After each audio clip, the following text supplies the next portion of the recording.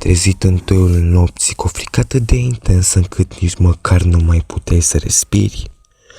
Oamenii de știință au numit acest fenomen paralizie în somn. Este ceea ce se întâmplă când oamenii se trezesc când sunt în ceea ce se numește ca fiind somn REM, care te oprește din a face ce visezi în acel moment. Să explic mai simplu. Somnul REM te oprește din a fugi prin cameră când crezi că ceva te urmărește în visele tale. Oamenii de știință spun câteodată oamenii nu ies din această stare cum trebuie, iar corpul tău este înghețat, cu toate că tu ești treaz.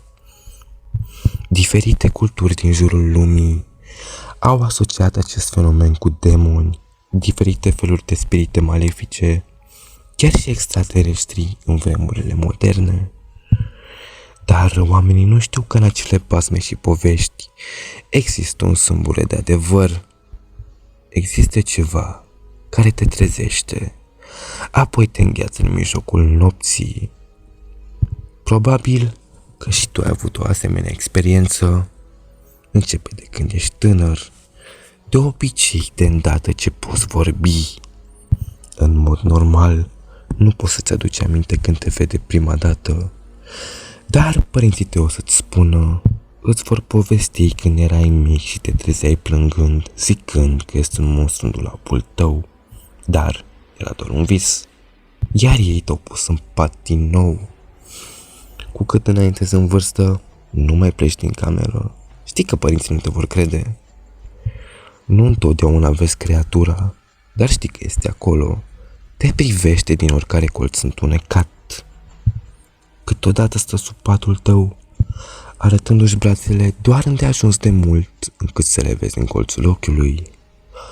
Ținându-te în pat speriat, cu cât crești, vezi creatura din ce în ce mai puțin.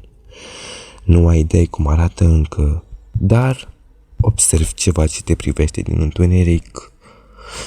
Dar înainte să-ți dai seama, o vei ignora, ca fiind un truc al luminii, sau te vei convinge că mintea ta joacă feste, dar vei ști ce ai văzut.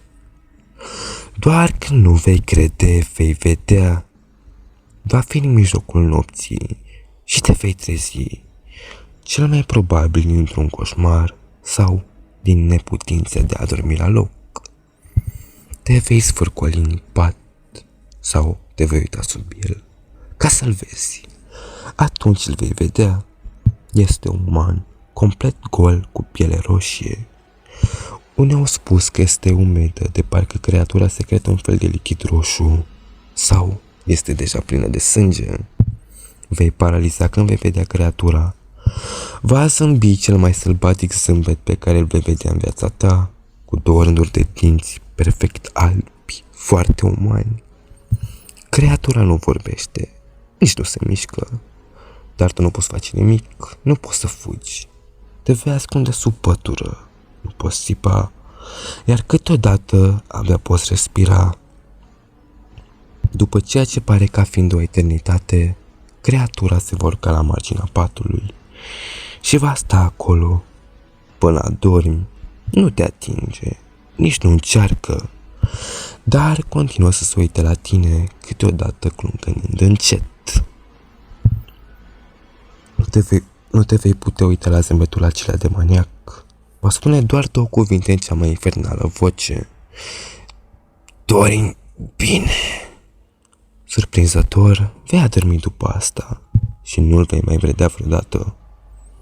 Acum, mulți oameni spun că nu au mai văzut această creatură. Unii ar spune că e un fel de manifestație a imaginației copilărești. Dacă crezi în creatură, ea va veni în patul tău și va sta la distanță. Aproape preferă să știi că este încă acolo și că este reală. Nici nu se știe dacă această creatură există. Apare numai să se înfructe cu teroarea pe care o exercită și parcă simte nevoia să ducă oamenilor aminte că el este real, când ei cred că este doar o născocire.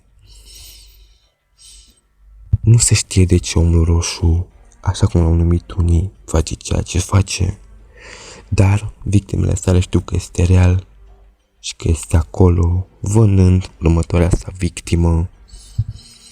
Cum poți să-ți dai seama dacă această creatură te-a vizitat sau dacă te urmărește dintr-un colț întunecat al camerei? Păi se spune că legătura copiilor cu spiritele este datorată inocenței. Asta dovedește că cei mici sunt dispuși să creadă în monștri mitologici sau fantome, chiar dacă părinții spun că nu sunt reali. Dar, într-un anumit punct, nu mai credem. Ne oprim din a crede în zâna măseluță sau Moș Crăciun. Dar ne putem da seama precis când se întâmplă? Putem să ne amintim acele momente când erau adevărate pentru noi? Poate că omul roșu ne ia acele momente. Poate că toată inocența o înlocuiește cu ceva mai întunecat și sinistru, care blochează credințele copilăriei. Dar ce motiv ar avea o asemenea creatură să umple sufletele noastre cu frică? Dar stai liniștit, vreau să știi că omul roșu deja te-a părăsit